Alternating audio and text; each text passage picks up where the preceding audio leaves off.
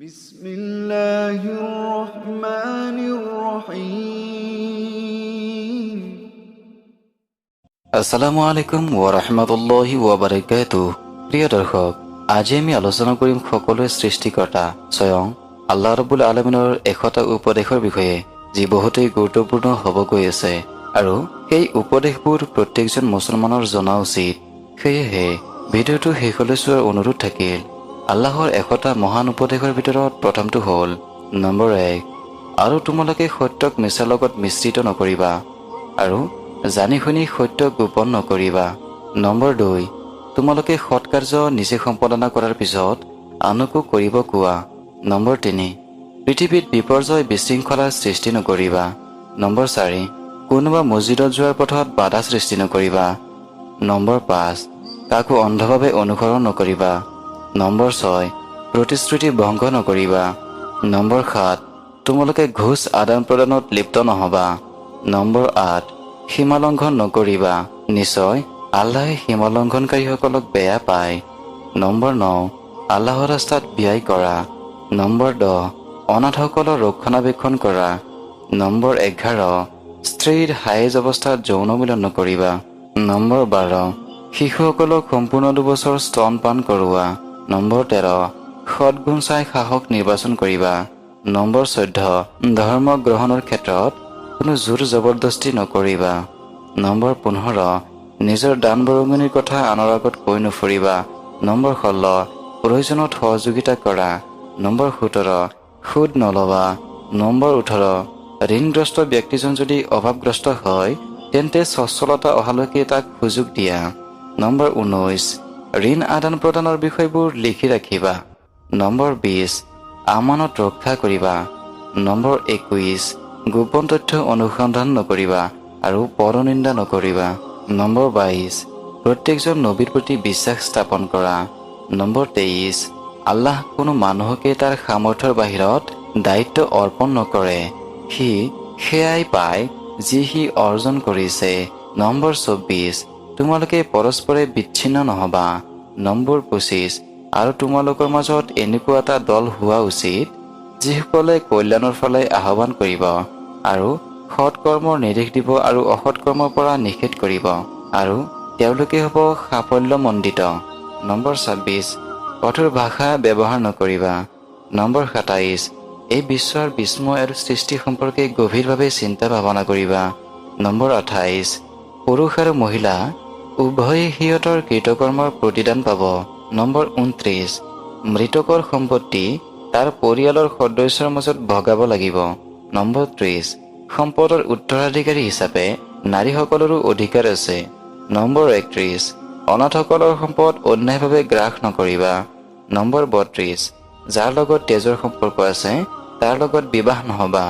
Number 33, অন্যায়ভাৱে কাৰো সম্পদ ভক্ষণ নকৰিবা।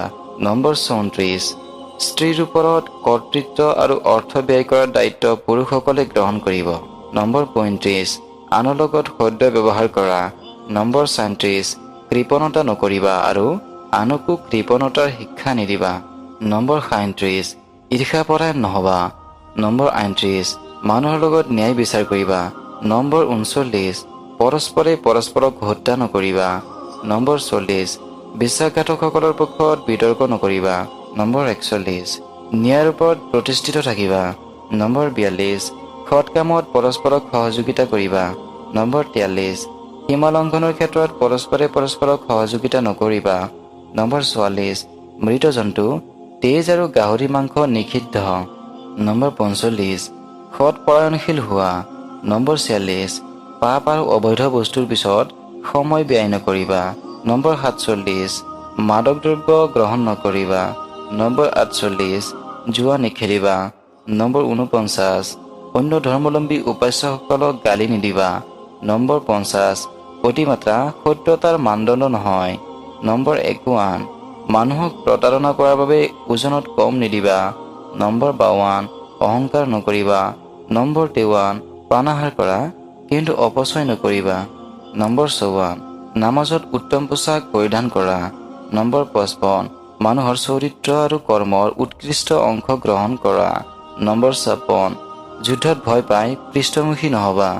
নম্বৰ 57 যিসকলে নিৰাপত্তা বিচাৰিছে সিহঁতক সহযোগিতা কৰা আৰু নিৰাপত্তা দিয়া। নম্বৰ 58 পবিত্ৰ হৈ থাকিবা। নম্বৰ 59 আল্লাহৰ অনুগ্ৰহৰ পৰা নিৰাশ নহবা। নম্বৰ 60 জ্ঞান প্ৰজ্ঞা আৰু উত্তম যুক্তিৰ দ্বাৰা আল্লাহৰ প্ৰতি আহ্বান কৰা। নম্বৰ 61 যিসকলে অজ্ঞাবশতঃ ভুল ত্ৰুটি কৰে আল্লাহ তেওঁলোকক ক্ষমা কৰে। নম্বৰ 62 কোনো কাৰো পাপৰ ভাৰ বহন নকৰে। নম্বৰ 63 মা বাবাৰ লগত সদ্য ব্যৱহাৰ কৰিবা। নম্বৰ 64 মা বাবাক অশ্ৰদ্ধা কৰি উহ শব্দটো নকবা। নম্বৰ 65 অৰ্থ অপচয় নকৰিবা। নম্বৰ 66 দৰিদ্ৰতাৰ ভয়ত সন্তান সন্ততিক হত্যা নকৰিবা। নম্বৰ 67 অবৈধ যৌনাচাৰত লিপ্ত নহবা। নম্বৰ 68 যি বিষয়ত তোমাৰ জ্ঞান নাই সেই বিষয়ত অনুসৰণ নকৰিবা। নম্বৰ 69 শান্তিভাৱে কথা কোৱা। নম্বৰ 70 অনৰ্থক বস্তুৰ পৰা দূৰত থাকা। নম্বৰ 71 বিনা অনুমতিত কাৰো ঘৰত প্ৰৱেশ নকৰিবা। নম্বৰ 72 পুৰুষ আৰু নাৰী উভয়ে দৃষ্টি সংযত কৰি নিজৰ লজ্জাস্থানক হেফাজত ৰাখিব। নাৰীসকলে নিজৰ শৰীৰ ঢাকি ৰাখিব। নম্বৰ 73 বিনা অনুমতিত মা বাবাৰ ব্যক্তিগত ঘৰত প্ৰৱেশ নকৰিবা। নম্বৰ 74 বিনয় সহকাৰে ভূপৃষ্ঠত বিচৰণ কৰা। নম্বৰ 75 এই পৃথিৱীত মানুহৰ প্ৰতি অনুগ্ৰহ কৰা আৰু বিপৰ্যয় সৃষ্টি নকৰিবা। নম্বৰ 76 আল্লাহৰ লগত কোনো বাতিল উপাস্যক নামাতিবা। নম্বৰ 77 সমকামিতাত লিপ্ত নহবা। নম্বৰ 78 সৎ কামৰ আদেশ আৰু অসৎ কামৰ পৰা নিষেধ কৰা। নম্বৰ 79 ভূপৃষ্ঠত ফিতাই মাৰি নুফুৰিবা। নম্বৰ 80 তুমি তোমাৰ কণ্ঠস্বৰ অৱনত কৰা। নম্বৰ 81 নাৰীসকলে যেন জাহিলি যুগৰ প্ৰদৰ্শনীৰ দৰে আনক দেখুৱাবৰ উদ্দেশ্যে নিজৰ সৌন্দৰ্য প্ৰদৰ্শন নকৰে। নম্বৰ 82 আল্লাহ সকলো ধৰণৰ যাৱতীয় পাপবোৰ ক্ষমা কৰি দিব পাৰে। নম্বৰ 83 আল্লাহৰ অনুগ্ৰহৰ পৰা নিৰাশ নহবা। নম্বৰ 84 উৎকৃষ্ট পন্থাৰে বেয়াক প্ৰতিহত কৰা। নম্বৰ 85 যিকোনো বিষয় পৰামৰ্শৰ মাধ্যমত সিদ্ধান্ত লোৱা। নম্বৰ 86 মানুহৰ বাদ বিবাদ ন্যায়ৰ দ্বাৰা মীমাংসা কৰি দিয়া। নম্বৰ 87 কাৰো উপহাস নকৰিবা। নম্বৰ 88 সন্দেহৰ পৰা দূৰত থাকা। নম্বৰ 89 পৰনিন্দা বা গীবত নকৰিবা। নম্বৰ 90 আল্লাহ ভীৰু ব্যক্তি সকলোতকৈ সন্মানীয় ব্যক্তি। নম্বৰ 91 অতিথিৰ সন্মান কৰা। নম্বৰ 92 আল্লাহৰ পথত ব্যয় কৰা। নম্বৰ 93 ধৰ্মৰ মাজত বৈৰাগীৰ কোনো স্থান নাই। নম্বৰ 94 যিসকলে পূৰ্ণ ইমান আনিছে আৰু দিনৰ জ্ঞান আছে আল্লাহ তেওঁলোকৰ সুউচ্চ মৰ্যাদা প্ৰদান কৰিব। নম্বৰ 95 অমুছলিমসকলৰ লগত মহানুভৱতা আৰু ন্যায় বিচাৰ কৰা। নম্বৰ 96 লোভ লালসৰ পৰা সুৰক্ষিত থকা। নম্বৰ 97 আল্লাহৰ ওচৰত ক্ষমা প্ৰাৰ্থনা খোজা, তেওঁ ক্ষমাশীল আৰু অসীম দয়ালু।